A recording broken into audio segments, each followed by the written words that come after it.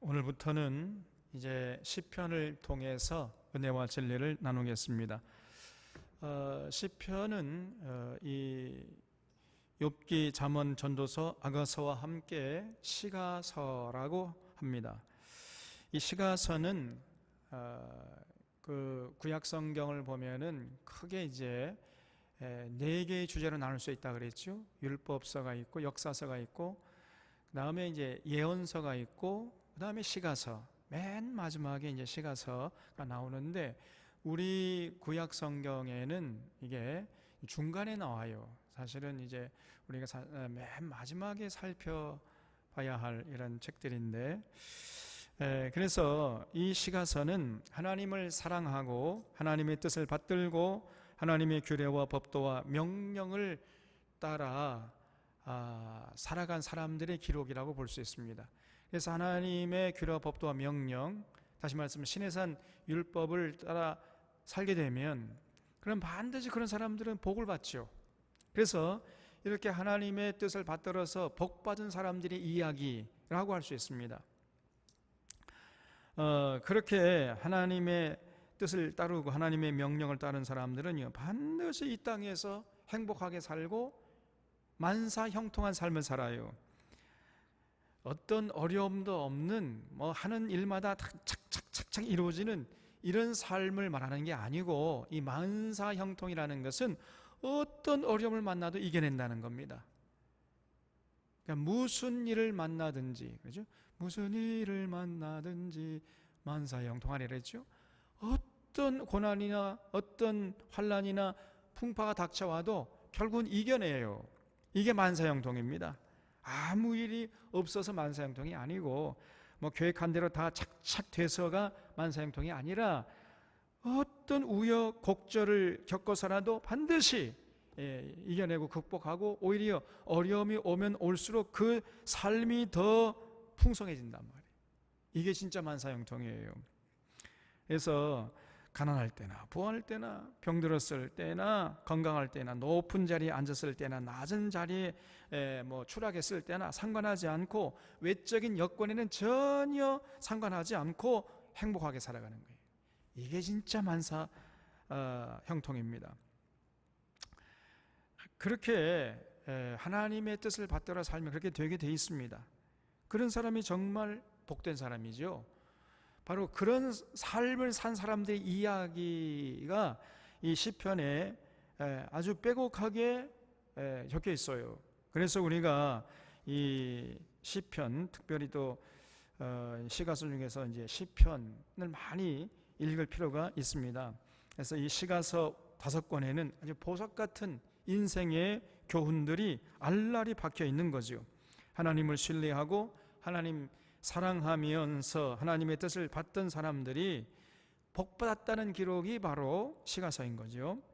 여기 이제 시가서 중에 시편을 오늘부터 이제 보려고 하는데, 시편의 원래 이름은 세페르트 힐림이란 그 히브리 말로 세페르트 힐림 이렇게 말하는데, 찬양들의 책이다 이렇게 번역할 수 있습니다. 우리 같으면은 이제 찬양들의 책이 뭐예요? 찬송가죠? 찬송가라고 할 수 있습니다. 시편은 모세부터 시작해가지고 에스라 시대까지 거의 한 1000년 정도에 걸쳐서 기록된 것인데, 지금 현재의 이 시편으로 완성된 것은 바로 에스라 느헤미야 시대라고 봐요. 이 시편은 5권으로 되어 있습니다. 그래서 제1권은 1편부터 42편으로 되어 있고, 2권은 42편에서 72편, 3권은 73편에서 89편, 4권은 90편에서 106편, 5권은 107편에서 150편까지 이렇게 되어 있어요. 근데 한 권이 끝날 때마다 맨 끝에 맨 마지막 가사가 어떻게 되어 있냐면요, 여호와 하나님을 영원히 찬양하라 이렇게 되어 있습니다. 한 권 한 권 끝날 때마다 여호와 하나님을 영원히 찬양하라 이렇게 고백하면서 끝나는 거예요. 그래서 여러분, 우리들도 이 땅에 사는 동안 여호와 하나님을 영원히 찬양해. 우리의 입술로, 우리의 삶으로, 삶의 현장에서 이 여호와 하나님, 우리의 찬양을 받기에 합당하신 분이시잖아요. 언제나 우리 입을 열어서 찬양하고 우리의 삶으로 하나님의 뜻을 받들어 삶으로 하나님을 찬양하는 이런 모습을 우리가 잃지 말아야 됩니다. 여기 시편 1편을 보겠습니다.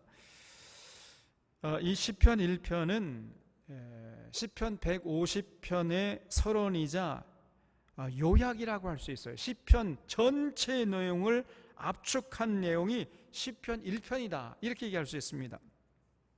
다시 말해서 시편 2편에서부터 150편은 시편 1편처럼 살아간 사람들의 노래라고 할 수 있어요. 이런 면에서 이 시편 1편은 시편 중에 시편이라 할 수 있습니다.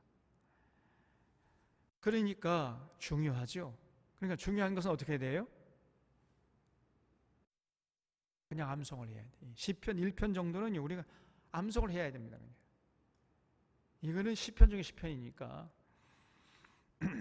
이 시편은 과연 누가 복된 자냐, 복된 사람은 이 땅에서 어떻게 살아가는 자냐, 이거에 대해서 가르쳐주고 있어요. 그리고 바로 2편부터 150편까지는 바로 이 시편 1편에서 이 복된 삶을 산 사람들처럼 이제 살아간 사람들의 이야기다, 이렇게 얘기할 수 있는 것입니다. 그래서 여기 시편 1편을 보면은요, 세상 사람들이 생각하는 복의 개념하고는 완전히 다릅니다. 많은 사람들이 복 그러면은요, 장사, 사업을 하면 돈 잘 벌고, 그냥 사업, 그래서 부자가 되고, 그냥 출세해가지고 높은 자리에 앉아서 떵떵거리고 살고, 그럼 복 받은 줄 알아요. 복이 그런 복인 줄 압니다. 근데 성경에서 말하는 복은 그게 아니에요. 전혀 다릅니다. 그래서 우리 샤론교회는 세상 사람들이 생각하는 이런 복의 수준에서 빨리 벗어나야 돼요. 그건 진정한 복이 아니에요. 과연 이 성경에서 말하는 정말 진정한 복된 사람이 누구냐? 시편 1편을 보면 알 수 있습니다. 시편 1편 1절에 복 있는 사람은 악인들의 꾀를 따르지 아니하며 죄인들의 길에 서지 아니하며 오만한 자들의 자리에 앉지 아니하고 그랬죠. 복된 사람이 누구냐면요, 먼저 악인들의 꾀를 따르지 않는 사람입니다. 여러분, 이 악인들의 꾀를 따르면요, 당장에는 수지 맞아요. 그러니까 사람들이 그 악인들의 꾀를 따라가는 겁니다. 아무런 수지가 없으면 누가 따라가겠어요. 근데 당장에는 악인들의 꾀를 따르면은요, 수지 맞아요. 뭔가 내게 생기는 게 있습니다. 그러니까 따라가는 거예요. 좋을지도 모르고. 이리 와봐, 여기 이거 지금 좀 있으면 굉장히 비싸게 오를 땅이야. 이거 빨리 사놔. 개발정보 빼내가지고요, 그 땅을 사래요. 그럼 혹합니다. 그래서 땅을 사요. 그러면 당장에 돈을 벌어요. 이렇게 속삭이는 자들을 따라서 개발정보 빼내가지고 부동산 투기하고 증권 투기하면 쉽게 돈 벌고 당장에는 승승장구할 수 있습니다. 제가 언젠가 한번 말씀드린 적이 있는데, 대학 졸업 후에 이제 저는 신학교를 가려고 마음을 먹었습니다. 근데 바로 신학교를 가는 것보다 좀 세상을 경험하고 사회를 경험하고 가는 것이 좋겠다라는 그 선배들의 권유를 받아가지고 곧바로 신학교를 가지 않고요, 사회생활을 2년 했습니다. 제가 직장생활 2년 했다니까요. 제가 대학 졸업하고 들어간 회사가 동아제약이에요. 동아제약. 우리나라 제약회사 중에서 지금 가장 큰 회사가 동아제약입니다. 거기 이제 입사를 했는데, 입사하니까 한 2주 정도 아주 혹독한 신입사원 연수 기간을 갔더라고요. 어느 이상한 곳에 막 데려가가지고 거기 나가지도 못하고 그냥 거기서 2주 동안 공동체 훈련을 하면서 아주 혹독한 훈련을 받았습니다. 그리고 이제 맨 마지막 끝날 때쯤 해가지고 2주 동안 경험한 경험담을 써내라 그랬어요. 그래서 제가 그냥 저는 그냥 뭐 몇 자 적어가지고 냈더니 그것이 동아제약 사보에 오른 거예요. 제가 제가 글을 제일 잘 썼나 봐요. 그래가지고 제가 그냥 들어가자마자 주목을 받았다니까요. 그런데 어느 날 인사과장이 저를 불러가지고 자기가 제 고등학교 선배래요. 그러면서 앞으로 너는 내가 책임질 테니까 너는 내가 시키는 대로만 해. 알았어? 가봐. 그렇더라고요. 그러니까 딱 줄을 세우더라고요. 여러분, 그 동아제약의 인사과장 실세 중에 실세입니다.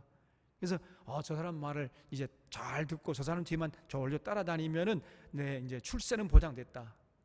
그렇게 암묵적으로 얘기를 하면서 자기 말을 들으라는 거예요. 여러분, 저는 대학 졸업할 때 내가 이제 평생 하나님의 종이 돼야 되겠다 이런 생각하고 준비하는 차원에서 회사 들어갔는데 사람이 종이 되라고? 나보고? 어림도 없는 얘기지. 제가 속으로 그렇게 생각했어요. 여러분, 그렇게 생각해야 됩니다. 근데 그때 아이고 고맙습니다, 형님으로 모시겠습니다, 그러면 끝나는 거예요. 그럼 그 악인들의 꾀를 따라가는 겁니다, 여러분. 그럼 당장에는 승승장구하고 잘 나가겠죠. 출세하겠죠. 그러나 그렇게 하면 그거는 이제 죽음의 길이에요. 그거는. 여러분, 절대 그런 생각을 마음에 담아두면 안 됩니다. 빨리 그런 생각을 벗어버려야 돼요.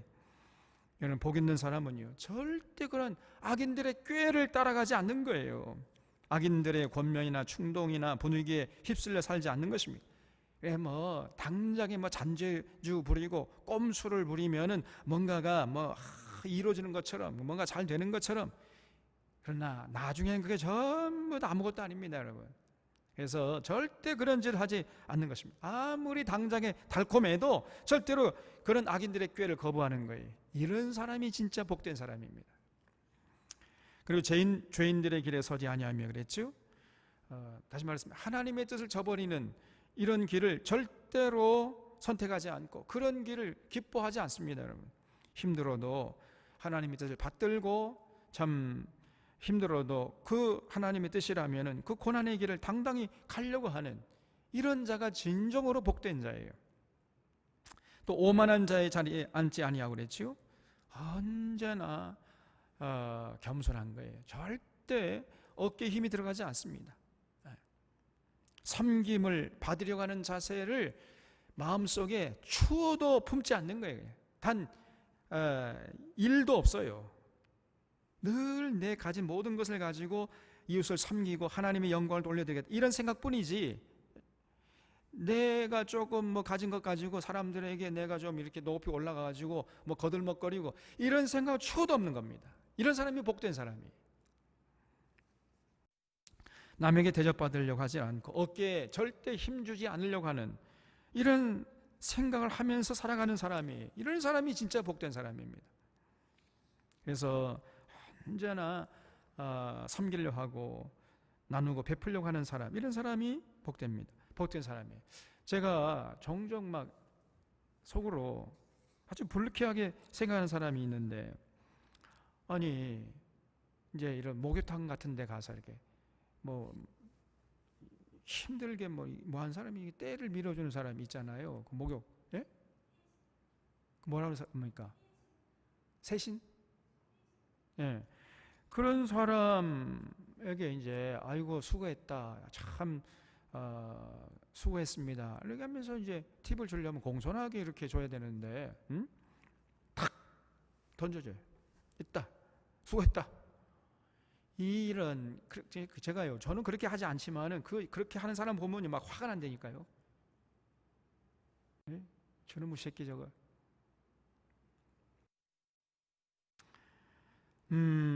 그래서 절대 그런 모습을요, 자기가 좀 높은 자리에 앉아 있고 돈이 많으면 얼마나 많다고 그런 짓을 합니까? 네?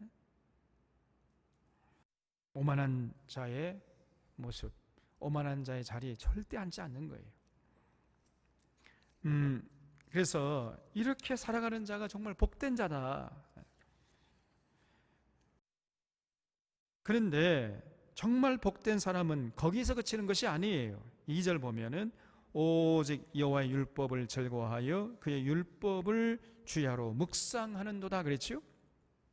더 나아가서 그래서 이 악인의 꾀를 따르지 않고 죄인의 길에 서지 않고 오만한 자의 자리에 앉지 않을 뿐 아니라 더 나아가서는 여호와의 율법을 즐거워해 가지고 주야로 묵상하는 거예요. 여러분 즐거워하여 거기다 줄 쳐보세요. 즐거워해야 됩니다. 그래야 주야로 묵상할 수 있어요. 이런 사람이 진짜 복된 사람이. 그러니까 언제나 시간만 나면은 성경을 펼쳐드는 거예요. 항상 성경책이 손에서 떠나지 않는 겁니다. 성경책이. 네. 어떤 사람은요 주일에 올 때만 성경책을 찾아요. 그리고 나머지 6일 동안은 성경책이 어디 있는지 전 모릅니다. 어디다 딱 던져놓고 주일날만 되면 성경책을 찾고. 이런 사람은 절대 복된 사람이 아니에요. 진짜 복된 사람은 그저 틈만 나면 성경책을 펼치는 거예요. 그래서 주야로 묵상하는 겁니다. 성경책을 펼쳐들고 읽고 묵상하는 게 그것이 즐거움이에요. 그것처럼 기쁜 즐거움이 세상에 다시 없다. 이런 사람이 복된 사람인 줄로 믿으시기 바랍니다, 여러분. 그래서 성경을 자나깨나 묵상하고 묵상을 통해서 깨달은 진리에 순종하려고 하는 사람, 이런 사람이 진실로 행복하고 복된 사람입니다.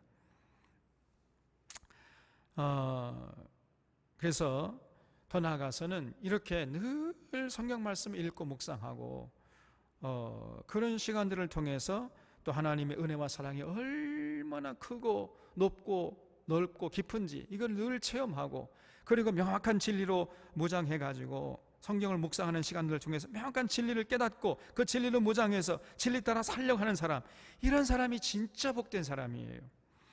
그래가지고 늘 성경을 묵상하기 때문에 하나님의 말씀이 입을 벌리기만 하면 그냥 툭툭 자기도 모르는 사이에 그냥 튀어나오는 거예요.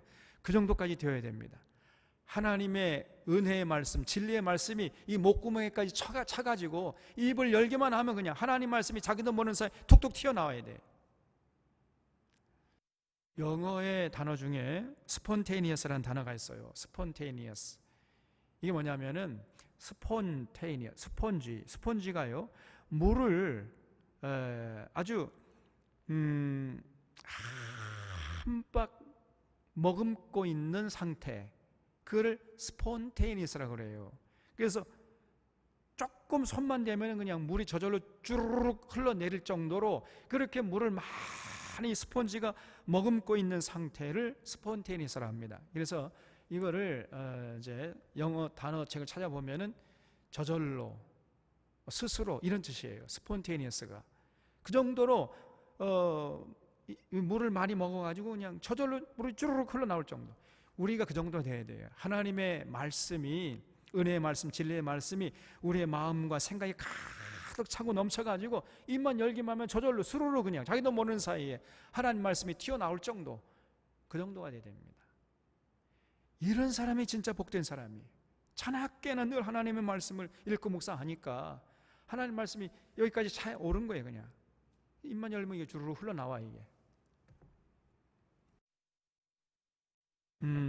그래서 우리가 이 성경책을요 그냥 액세서리 정도로 이렇게 생각하면 안 됩니다. 이 성경책 이 내용에 우리의 인생을 걸겠다, 이런 정도가 돼야 돼요. 창세기부터 요한계시록까지 단 한 권도 빼지 않고 단 한 말씀도 이해되지 않는 말씀이 없도록 그렇게 하기 위해서 늘 주야로 읽고 묵상하고, 그 읽고 묵상하는 시간을 통해서 하나님의 은혜를 깨닫고 진리를 무장해서 살려고 하는 이런 사람이요 진짜 복된 사람이에요. 그런 사람은 세상이 감당할 수 없게 되는 것입니다.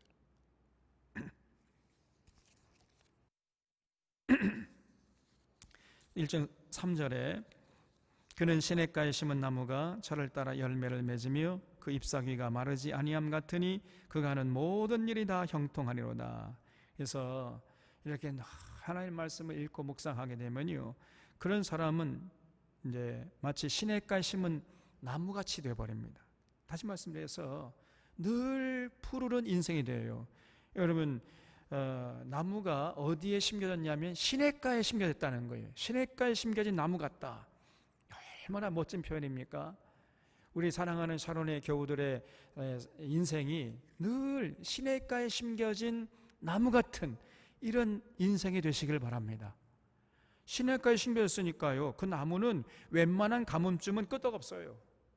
언제나 때를 따라서 늘 푸른 잎사귀를 피워내고 그 다음에 꽃을 피워내고 열매를 맺는 것이에요. 때를 따라서.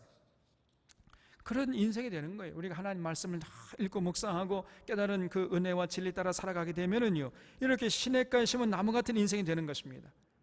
얼마나 멋진 인생이냐 말이에요. 봄에는 싹을 내고 여름에는 꽃을 피우고 가을에는 열매를 맺어요. 그래서 어떤 상황 속에서라도 이렇게 늘 푸르른 인생이 됩니다. 그래서 그런 사람은 정말 진실로 만사형통한 삶이 돼요. 그래서 그가 하는 모든 일이 다 형통하리로다 그랬죠. 여기서 이 형통이라는 건 아까 말씀드렸지만은 아무런 어려움 없이 모든 것들이 계획한 대로 착착착착 진행되는 것을 형통이라고 하는 게 아니고, 어떤 고난이 와도 어떤 어려움이 와도 이겨내는 것을 여기서 형통이라고 하는 거예요. 우리가 여러분 지난번 욥기를 계속 보지 않았습니까? 하나님의 뜻대로 사는 사람들도 이 땅에 사는 동안에 고난이 있을 수 있다고 그랬잖아요. 그러나 늘 하나님 말씀을 읽고 묵상하고 깨달은 그 은혜와 진리 따라 살아가는 사람, 이 땅에서 비록 고난이 있다 할지라도 그 어떤 고난이 와도 그걸 이겨냅니다. 그래서 만사형통이에요. 반드시 그렇게 살게 돼요. 욥도 그랬잖아요. 욥도 우여곡절은 있었지만은 그런 나중에는 그 모든 고난을 이겨냈잖아요. 그 처음보다 더 갑절의 복을 하나님께 받지 않았습니까? 그래서 만사형통한 삶이 되는 거예요. 고난이 오지만은 고난이 오면 올수록 더 그 인생이 풍성해지고 바라보는 시야가 넓어지고 높아지고 깊어지는 겁니다. 그래서 만사형통이에요. 그래서 여러분, 우리가 이렇게 성경이 중요한 것입니다. 그래서 어디 있든지 하나님의 말씀을 읽고 묵상하는 이런 자세를 추호도 잃지 말아야 돼요. 그런 사람이 복된 사람입니다. 그러면은 그런 사람은요, 시냇가에 심겨진 나무같이 되어가지고 그 하는 일, 모든 일이 형통하게 돼. 4절에 악인들은 그렇지 아니하며 오직 바람에 나는 겨와 같도다 그랬죠. 그래서 악인들은요, 당장에는 복의 영화 누릴 수 있습니다. 악인의 꾀를 따르면은. 그러나 궁극적으로는 그런 사람들은 바람에 나는 겨와 같은 인생이 되어버려요. 당장에는 출세하고 떵떵거리면서 잘 먹고 잘 살 수 있습니다. 그러나 하나님이 훅 불어버리면요, 순식간에 바람에 날아가는 겨 같은 인생이 되어버려요. 흔적도 없이 사라져버립니다. 하나님 앞에서 존재할 수가 없어요, 그런 사람은.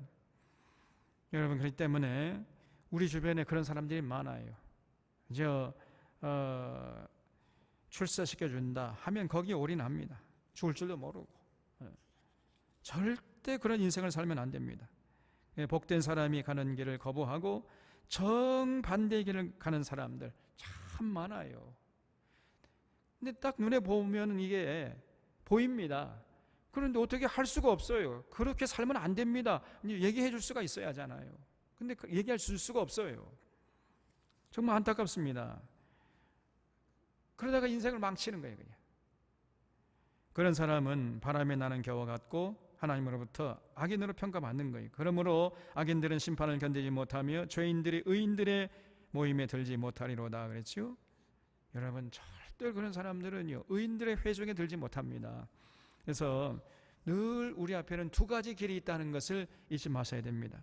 의인의 가는 길이 있고요, 악인의 가는 길이 있습니다. 여러분, 의인의 길은 어떤 길이냐? 여호와의 율법을 즐거워해서 주하로 묵상하고 그 깨달은 은혜와 진리 따라서 살려고 하는 거예요. 그 사람은 늘 시냇가에 심은 나무 같은 그런 인생에 대해서 그 행사가 다 형통하게 됩니다. 그러나 악인들의 길이 있습니다. 당장에는 삐까뻔쩍해요. 뭔가가 굉장한 것 같지만은 그러나 그건 신기루입니다. 그 길의 끝에는 죽음이에요, 죽음. 아무것도 아닌 것입니다. 그렇기 때문에 여러분, 우리가 취할 길은 결국은 의인의 길이잖아요. 악인의 길을 취하면 안 돼요. 우리가 취해야 할 길은 딱 한 가지입니다. 의인의 길. 늘 하나님의 말씀을 읽고 묵상하고, 그래서 하나님 뜻을 따라서 살려고 하는 이런 모습을 우리는 절대로 잃지 말아야 되고, 그 길이 정말 복된 길이요, 생명길이요, 영생길이라는 것을 잊지 말아야 됩니다.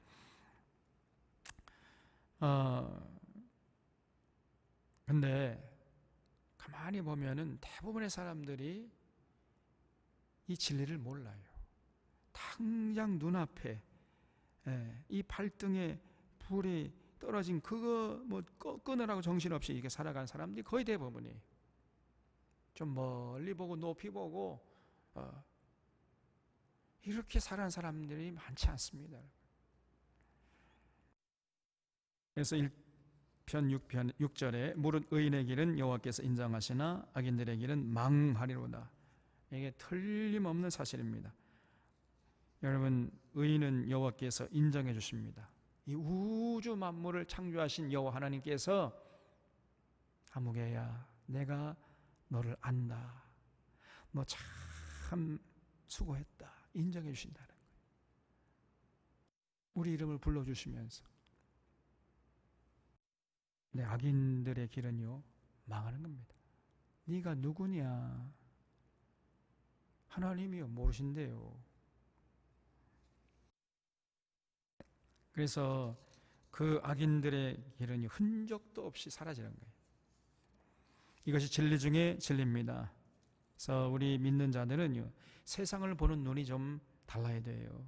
세상 사람들은 뭐 명문대 졸업하고 재벌에 취직하고 뭐 떵떵거리면 복된 길이라고 생각합니다. 아닙니다, 여러분. 믿는 사람들 중에서도요 자기 아들이 삼성 다닌다고 자랑해. 삼성 회사 다닌다 우리 아들. 그게 어떻게 하는 거예요? 그러니까 신앙과 삶이 일치하지 않, 따로 노는 거예요. 이게 가치관이 통일되어 있지 않는 것입니다. 삼성 다니면 부럽고 존경하고, 삼성에 안 다니면은 무시하고 깔보고 그런 겁니까? 그러면서 믿는다고 하는 거예요. 앞뒤가 안 맞아요, 이게. 우리 샤론의 성도님들은요 시편 1편에서 제시하시는 그 복 있는 사람처럼 늘 그렇게 생각하고 그렇게 행동하고 살아가는 자들이 되시기를 바랍니다. 그죠? 절대로 악인의 꾀를 따르지 않고 죄인의 길에 서지 않고 오만한 자의 자리에 앉지 아니하고 늘 하나님의 말씀을 취하러 묵상하는 이런 모습을 절대 잃지 말고, 그래서 마치 시냇가 심겨진 나무 같은 이런 아름다운 인생, 늘 푸른 인생으로 하나님께 영광을 돌리는 이런 삶이 될 수 있기를 바랍니다. 그래서 그런 의미에서 시편 1편은요 우리가 그냥 암송을 해버려야 돼. 시편 2편 다음 주까지 숙제입니다. 제가 다음 주에 이제 숙제 검사를 할 테니까. 시편 2편을 보겠습니다.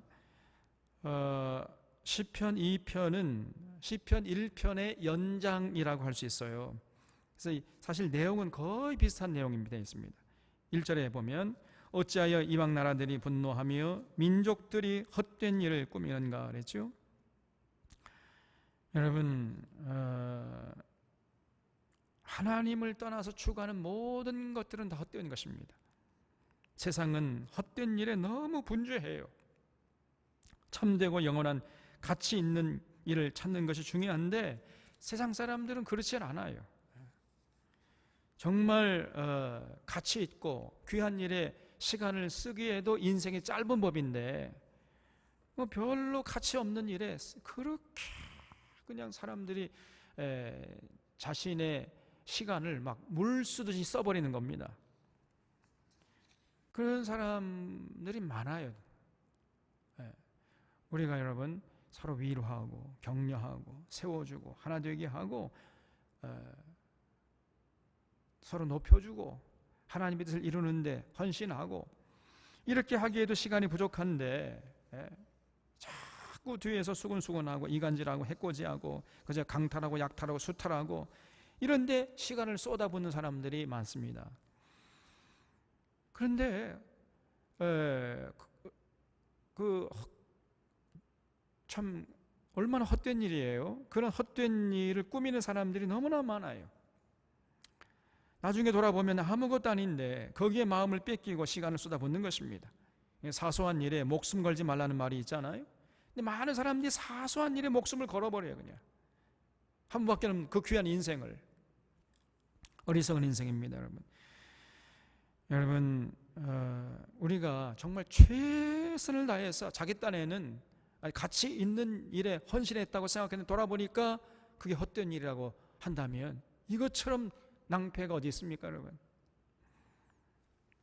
우리 찬원의 교우들은 진실로 귀한 일, 가치 있는 일에 시간을 쏟아붓는 자들이 되시기 바랍니다. 그게 뭐냐? 하나님을 사랑하고 이웃을 사랑하는, 그래서 늘 그저 하나님 은혜 안에, 하나님의 진리 안에 있으려고 해야 돼요. 그런데 이방 사람들은요 그렇지 않아요. 자꾸 헛된 일을 꾸밉니다. 그래서 여기 2절 보면 그 헛된 일이 뭐냐, 여기 세상의 군왕들이 나서며 관원들이 서로 꾀하여 여호와와 그 기름 부음 받은 자를 대적하며 그랬지요. 이 기름 부음 받은 자를 히브리 말로 마샤흐라고 합니다. 마샤흐. 근데 이 마샤흐에서 메시아가 나온 거예요. 메시아. 그러니까 미련한 자, 복 없는 자는요 하나님께서 인정하신 자를 인정하지 않는다는 겁니다. 이런 사람이 이제 미련한 자고 복받지 못할 사람이에요. 그래서 이런 자들은 하나님께 기름 부음 받은 자를 대적하는 짓을 서슴지 않아요. 그게 얼마나 큰 죄인지도 모르면서 자기가 하나님 앞에 지금 죽을 짓을 하고 있다는 것도 모르면서 죽을 짓을 하는 겁니다, 이게. 근데 이런 짓을 대부분 누가 하느냐? 여기 세상 군왕들이 나서며 관원들이 서로 꾀하여 그랬죠. 세상 군왕들과 관원들입니다. 이런 사람들이 대부분 그래요. 그래서 여호와와 기름 부은 자를 우리가 대적하자. 좀 세상에서 높은 자리에 나가가지고 출세하고 권세 잡으면요 이 교만해지는 거예요. 그래서 하나님을 대적하고 하나님께 기름 부음 받은 자를 대적하려고 하는 겁니다. 그래서 자꾸 헛된 일을 꾸며요. 여러분, 그렇기 때문에 내면의 건강성을 확보하지 않고 출세하고 뭐 부자 되고 떵떵거리 사는 거 절대로 그것이 좋은 것이 아닙니다. 이 속사람이 일단은 건강해야 돼요. 그런 상태에서 우리가 사업도 잘 되고 뭐 높아지고 높은 자리 나가고 뭐 그런 것은 조금 유익할 수도 있지만은 그런 내면의 건강성이 확보되지 않은 상태에서 출세해봐요. 그러면 자기도 망할 뻔한 수많은 사람들 많게 하는 이런 악마짓, 마귀짓을 많이 하는 것입니다, 여러분. 이분 그 차명지 같은 사람 봐봐요. 세월호 그 유족들 그 지금 자식을 잃어가지고 자식을 지금 눈앞에서 그냥 수장시키는 그 부모의 심정 피눈물 나지 않습니까? 그런데 그런 유족들을 그렇게 대놓고 욕을 해대고 있어요. 이 사람 내가 볼 때 이건 사람이 아닙니다. 이 차명지라는 사람. 근데 국회의원 후보 되었다 나섰어요. 됐으면 큰일 날 뻔했죠. 제가 볼 때 이 차명지라는 사람은 이 정상적인 사람이 아니에요. 이 사람은 이 귀신이 들려도 군대 귀신 들린 사람 같아, 이 사람이. 눈을 자세히 보십시오. 이게 보통 사람이 아닙니다. 이게 지금 제정신으로 하는 게 아니에요. 저게 제정신으로 할 수 있는 말이 아니잖아요. 그런 말이 어떻게 그런 말을 할 수 있습니까? 이 사람이 되어가지고.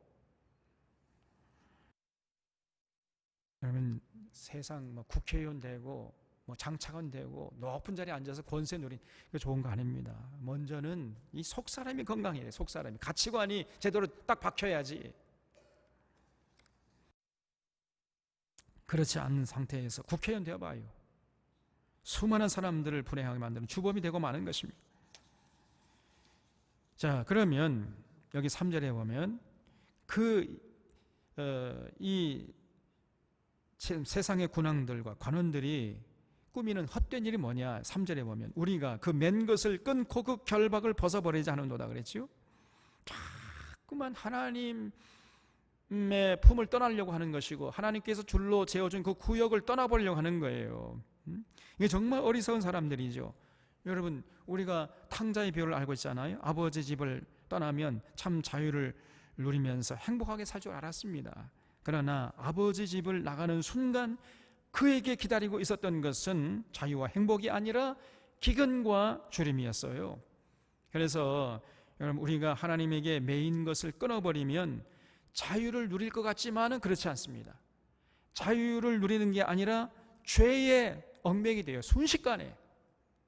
그래서 하나님 품 안에 있는 것, 그때 우리가 진실로 자유함을 누릴 수 있는 것이지, 하나님 품 밖으로 나가봐요, 그 나가는 순간에 우리가 누리던 자유가 순식간에 사라져버리는 것입니다. 제가 늘 비유를 들을 때 물고기는 어디 있어야 가장 자유로워요? 물속에 있을 때 가장 자유로운 거예요. 공중의 새는 어디 있을 때 가장 자유롭습니까? 하늘을 날 때 가장, 하늘을 나는 게 힘들다 해가지고 물속에 들어가 봐요. 새가 당장 죽어버립니다. 그 누리던 자유 다 뺏겨버려요. 물고기가 물속에 답답하다 해가지고 물 밖으로 나와봐요. 누리던 그 자유를 순식간에 다 잃게 되고 마는 것입니다. 우리 인간은 어디 있어야 가장 자유롭냐? 하나님 품 안에 있을 때가 가장 자유롭다는 것을 잊지 마시길 바랍니다. 근데 세상의 군왕들과 관원들은요, 자꾸만 여호와의 품을 떠나려고 그래. 이것들이 어리석은 거지요. 그래서 그런 자를 보면서 4절에 하늘에 계신 이가 웃으시며 주께서 그들을 비웃으시리로다 그랬죠. 하나님께서 그런 자들을 보시면서 웃으시는데 이 웃음은요, 비웃음이죠. 아이고, 저것들이 조그만 그 권력 가지고 있다고, 조금 지가 좀 지식이 있다고 까부는구나, 이러면서 비웃는 겁니다. 그래서 5절에 그때 분을 바라며 진노하사 그들을 놀라게 하여 이르시기를 내가 나의 왕을 내 거룩한 산 시온에 세웠다 하시리로다 그랬죠. 내 거룩한 산 시온은 예루살렘을 말합니다. 그래서 나의 왕은 하나님이 세우신 메시아를 의미하죠. 그래서 그 하나님이 세우신 메시아의 통치를 받는 것, 이것이 행복의 지름길이에요. 그리고 우리가 이 땅에서 참 평안하고 정말 가치 있게 그리고 행복하게 참 자유를 만끽하며 살아가는 지름길인데, 많은 사람들이 이 행복한 길을 벗어버리려고 그래요. 하나님의 통치를 받지 않으려고 하고 하나님의 보내신 그 메시아의 통치를 받지 않으려고 합니다. 얼마나 어리석은 사람이 알 수가 없어요. 7절에 내가 여호와의 명령을 전하노라. 여호와께서 내게 이르시되 너는 내 아들이라. 오늘 내가 너를 낳았도다. 내게 구하라. 내가 이방 나라를 내 유업으로 주리니 내 소유가 땅 끝까지 이르리로다. 내가 철장으로 그들을 깨트리며 질그릇같이 부수리라 하시도다. 그렇죠? 이 말씀은 다윗에게 주신 말씀이면서 동시에 다윗의 자손으로 오신 예수 그리스도에게 하신 말씀이지요. 그래서 예수님을 메시아로 인정하고 그분의 통치를 받는 자들이 진실로 복된 자들이라는 겁니다. 예수님 사랑하고 예수님의 가르침을 마음판에 새기고 그 예수님의 가르침을 통해서 인생관, 세계관, 역사관, 가치관, 물질관을 제대로 명확하게 정립해가지고 거기에 입각해서 말하고 행동하고 살아가는 이런 사람이 진실로 복된 자입니다. 그렇지 않고 그 메시아를 대적하고 그분의 가르침을 벗어나서 멋대로 살려고 하는 자들은 여러분 질그릇같이 산산조각 나게 된다는 거예요. 질그릇같이 부수리라 그랬죠. 스스로 죽음을 자초하는 어리석은 자들인 거예요. 10절에 그런즉 군왕들아 너희는 지혜를 얻으며 세상의 재판관들아 너희는 교훈을 받을지어다. 여호와를 경외함으로 섬기고 떨며 즐거워할지어다. 그 아들에게 입맞추라. 그렇지 아니하면 진노하심으로 너희가 길에서 망하리니 그 진노가 급하심이라. 여호와께 피하는 모든 사람은 다 복이 있도다 그랬죠. 거기 그 아들에게 입맞추라. 그냥 줄쳐보세요. 이 그 아들에게 입맞추라는 말은요, 대부분 왕의 대관식 자리에서 사용되던 상용어입니다. 예를 들어서 이제 다윗에게 아들이 19명 있었잖아요. 그 중에 누가 다윗의 뒤를 이어서 왕위를 계승할 것인가 하는 것은 최종 발표 날까지 아무도 모르게 비밀로 붙여집니다. 그러다가 이제 왕위 계승하는 날, 이제 다윗이 그 왕자들 딱 서 있는 상태에서 솔로몬을 딱 지목해가지고 솔로몬이 내 뒤를 이은 후계자다 이렇게 하면서 보라, 이는 내 아들이요 내 기뻐하는 자다.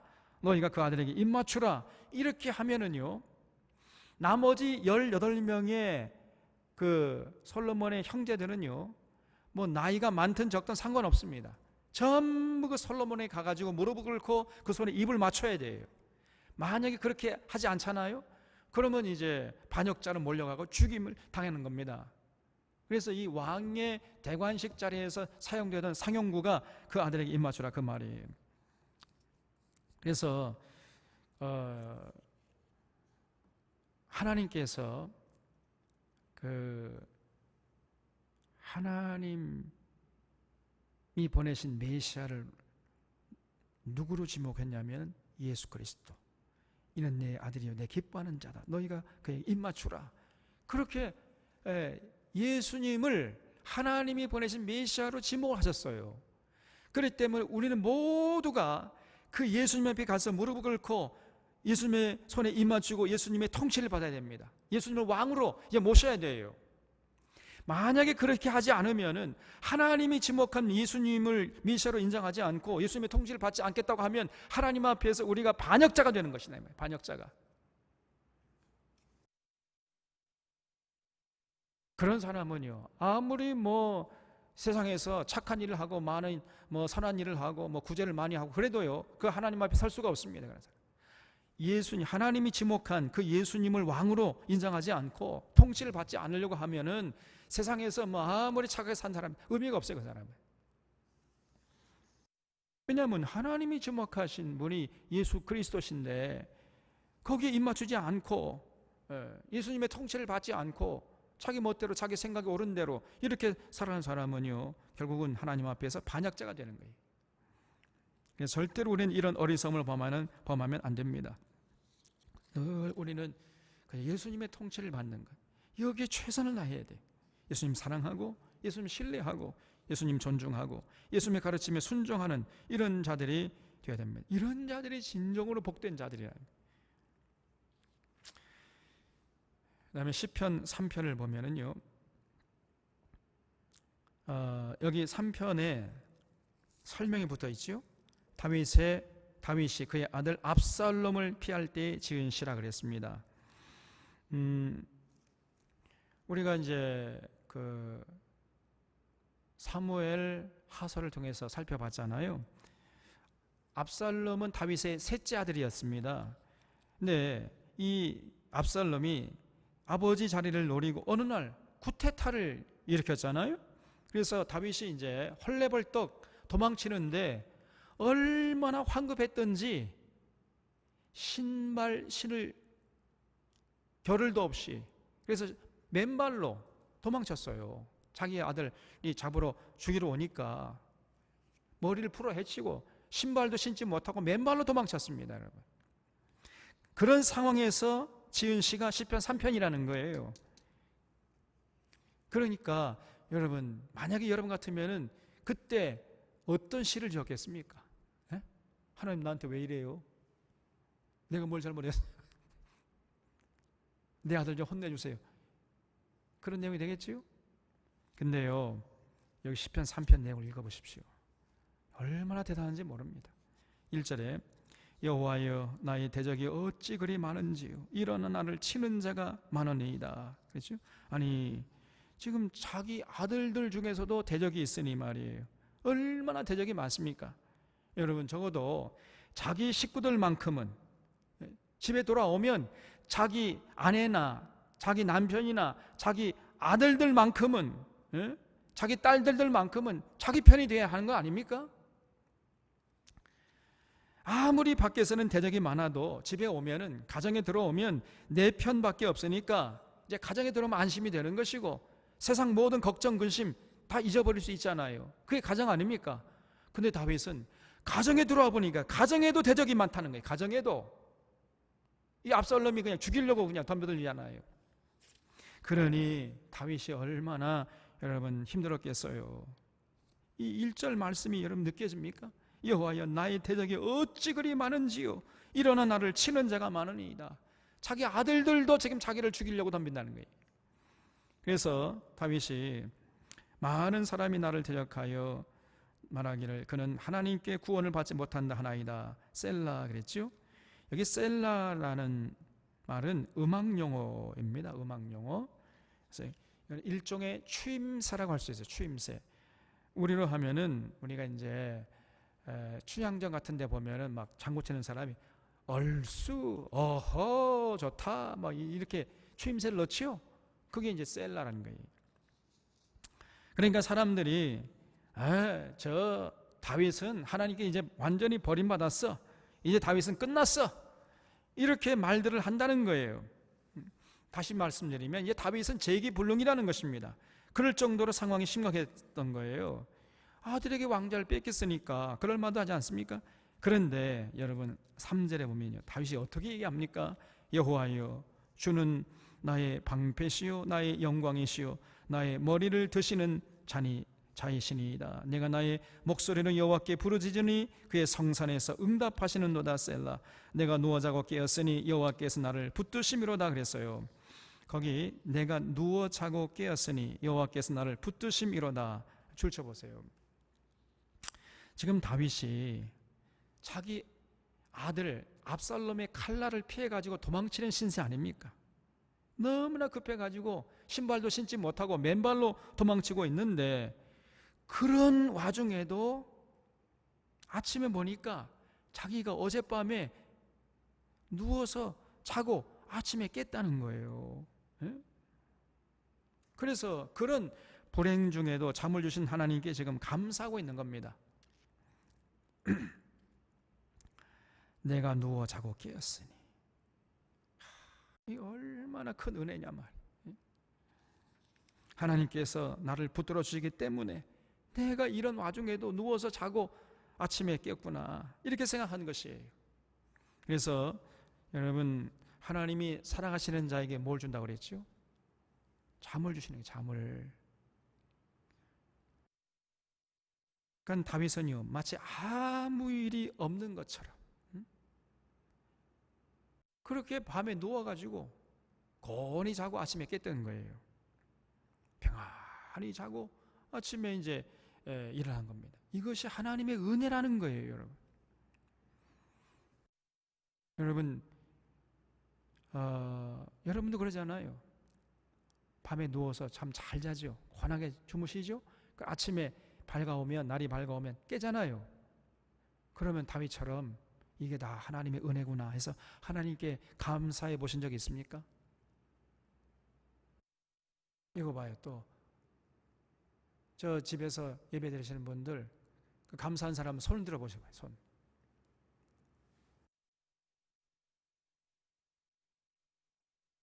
우리가 누워 자고 깬 거에 대해서도요, 감사할 줄 알아야 돼. 이게 얼마나 큰 은혜인지 모릅니다.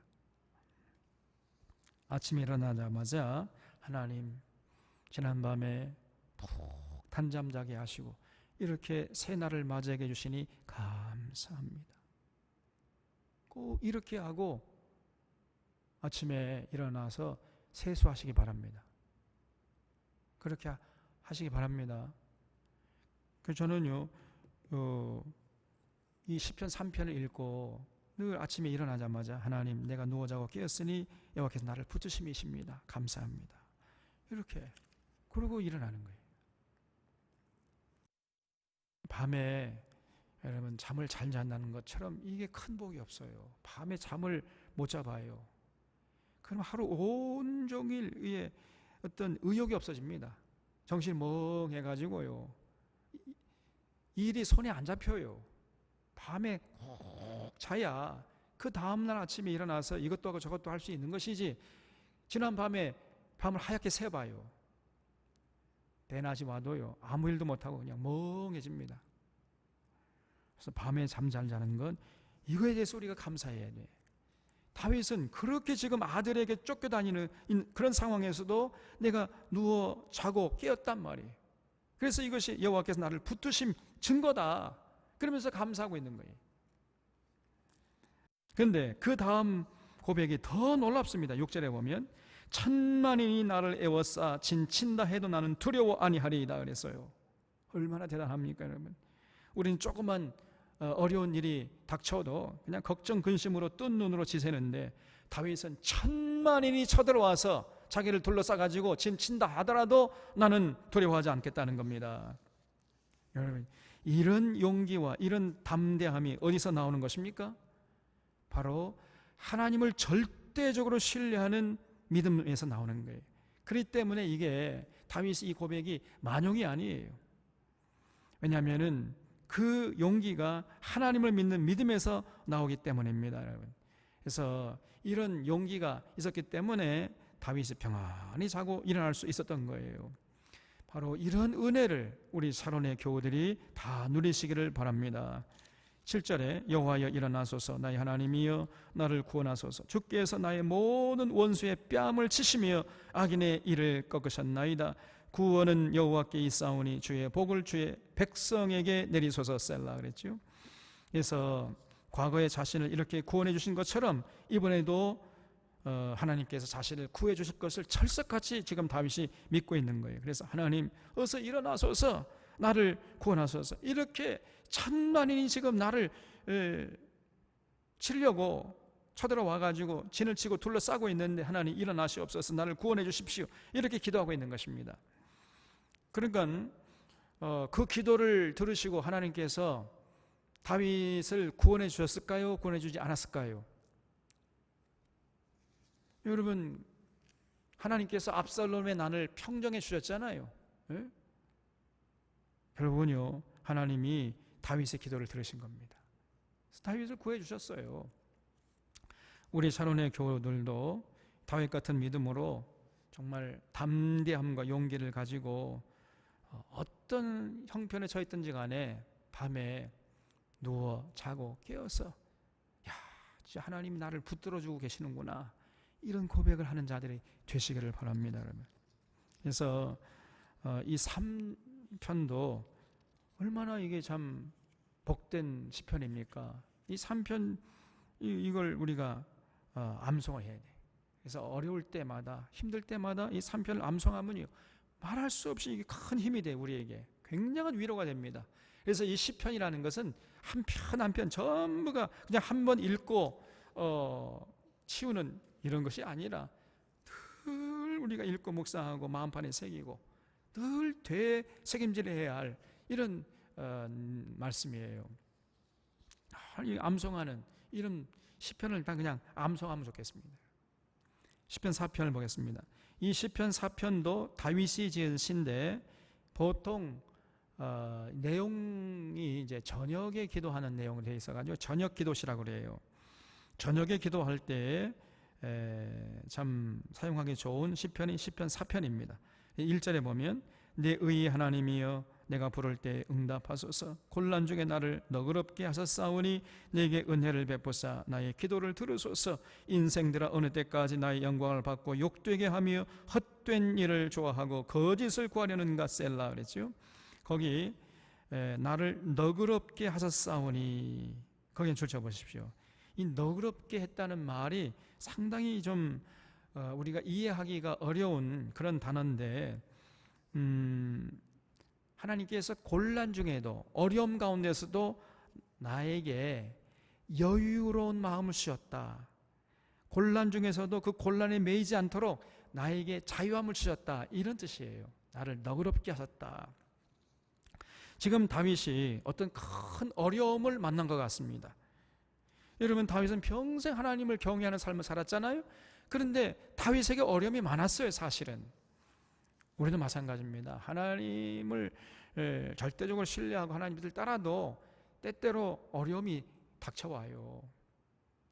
욥도 그랬고 다윗도 그랬고 다 그렇습니다. 우리들도 마찬가지예요. 그래서 다윗도 보면은 굉장히 어려움이 많았습니다.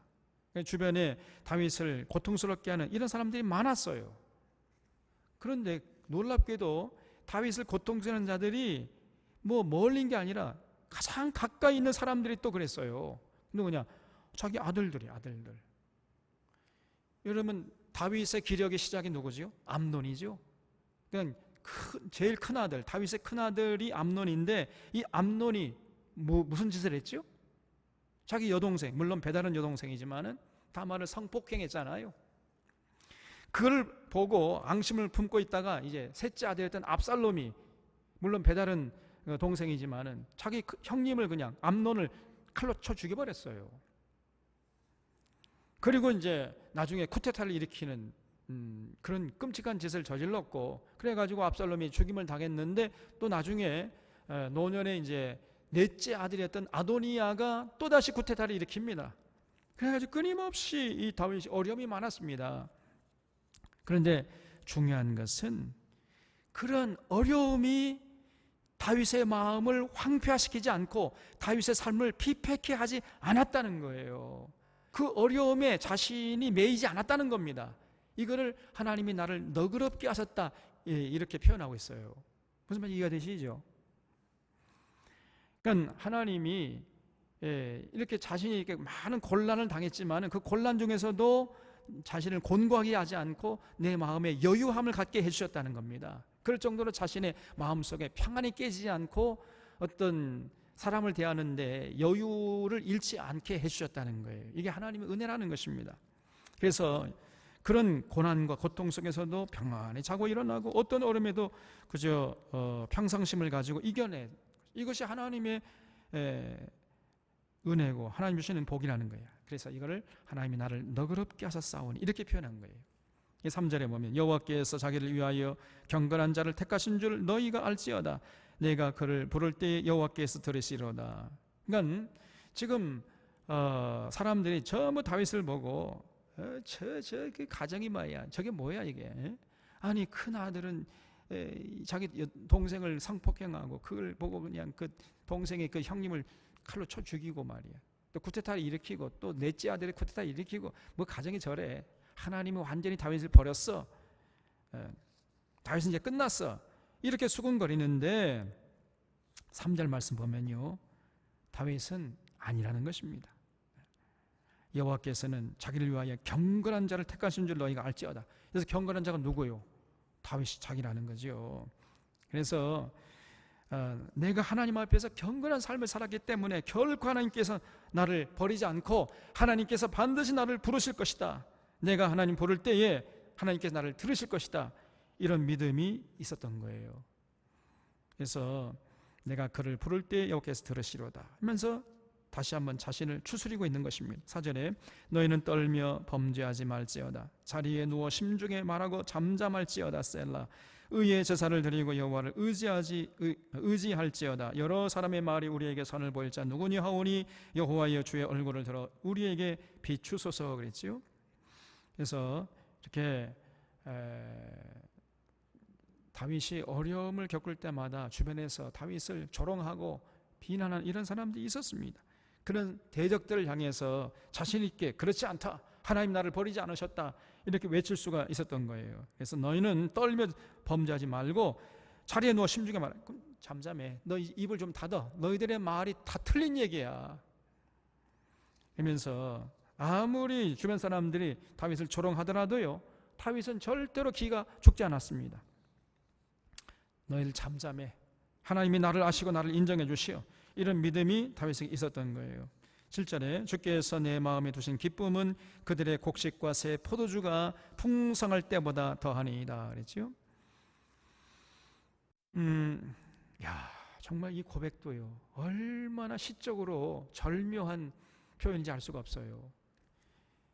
다윗의 마음속에 있는 기쁨은 곡식과 새 포도주가 풍성할 때의 기쁨보다 더하대요. 여러분, 언제 마음에 기쁨이 있습니까? 곡식과 새 포도주가 창고에 가득 차면은 마음이 안심이 되고 기쁨이 넘치지 않아요? 근데 다윗은요, 그런 기쁨보다 하나님께서 자신에게 더 큰 기쁨을 주셨다, 이렇게 얘기하고 있어요. 주변 사람들은 저 다윗은 이제 하나님 버렸어, 다윗 시대는 끝났어, 이렇게 조롱하고 있는데 하나님께서 자신에게 주신 그 마음속에 주신 기쁨이 곡식과 새 포도가 넘칠 때보다도 더 크다는 것입니다. 요즘 전 세계적으로 코로나19로 인해서 지금 팬데믹 현상을 보이고 있잖아요. 근데 이런 상황 속에서 우리나라는 유독 그렇지 않은데 지금 전 세계가 지금 생필품을 사재기 하느라고 정신 차리지 못하고 있잖아요. 뭐 미국도 그렇더라고, 일본도 그렇고 뭐 프랑스도 그렇고 뭐 선진국이라고 하는 이런 사람들 보니까 이제 우리가 우스워져요. 야, 이번에 이 코로나19가요 우리나라 국격을 그냥 얼마나 엄청나게 높여준지 몰라요. 우리 국민들의 자부심과 애국심을요 그냥 한껏 고양시켜줬어요. 야, 이 선진국이라고 우리가 우러러봤던 이런 나라들 이제는 우리가 이제 아무것도 아니구나 저것들, 이런 생각이 들 정도가 되지 않았습니까? 야, 우리 대한민국이요 이제 정말 대단한 나라다, 그런 자부심을 갖게 됐습니다. 그래서 지금 전 세계가 이 코로나19로 인해서 막 생필품은 사재기 하느라고 정신없잖아요. 왜 그래요? 곡식과 새 포도주가 없으니까 불안한 거예요. 그런데 다윗은 곡식과 새 포도주가 풍성할 때보다도 내 마음이 더 기쁘고 더 평안하다, 이렇게 고백하고 있습니다. 그러니까 이 다윗의 평안과 기쁨은 세상적인 것에서 나오는 것이 아니었습니다. 세상적인 것과는 전혀 차원이 다른 것이었어요. 하나님께 주신 기쁨, 이건 너무나 심오한 기쁨이요 신령한 기쁨이에요. 얄팍한 그 어떤 물리적인 조건에서부터 오는 그 표피적인 기쁨이 아니고 마음 깊은 곳에서부터 그냥 샘솟듯이 퐁퐁퐁퐁 솟아오르는 형용할 수 없는 기쁨이 다윗의 마음속에 있었던 거예요. 지금 다윗이요 굉장히 지금 어려움 속에 있는 것입니다. 그래도 그 다윗의 마음은 평안하고 기쁨이 넘치고 있었다는 거예요. 다윗이 정신병자이기 때문에 그렇습니까? 그렇지 않죠. 하나님이 주신 기쁨, 하나님에게서 오는 그 기쁨으로 그래서 모든 어려움을 이겨낼 수 있다는 거예요. 이것이 진실로 하나님을 경외하는 자들이 누린 복입니다, 여러분. 8절에 내가 평안히 눕고 자기도 하리니 나를 안전히 살게 하시는 이는 오직 여호와이시니라 그랬죠. 평안히 눕고 자고 일어나는 이런 복을 다윗은 평생 누렸어요.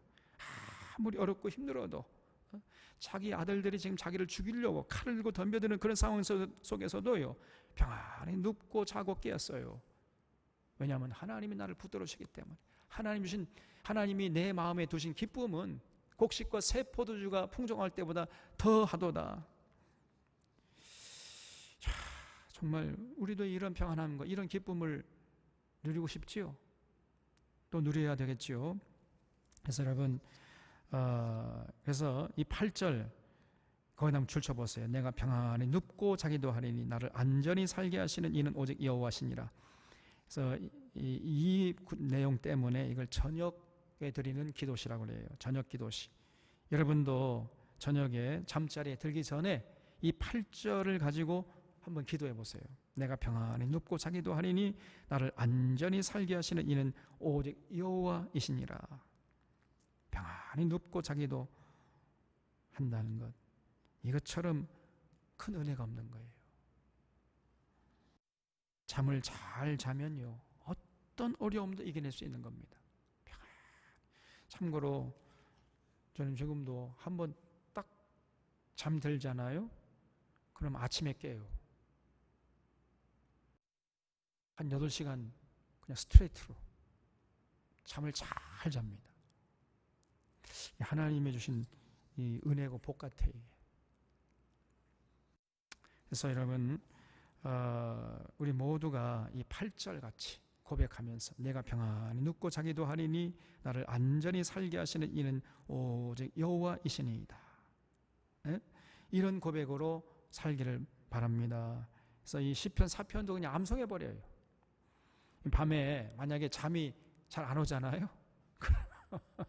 그러면 이 시편 4편을 읽고 특별히 8절 내가 평안 눕고 자기도 하리니 나를 안전히 살게 하시는 이는 오직 여호와이시니이다.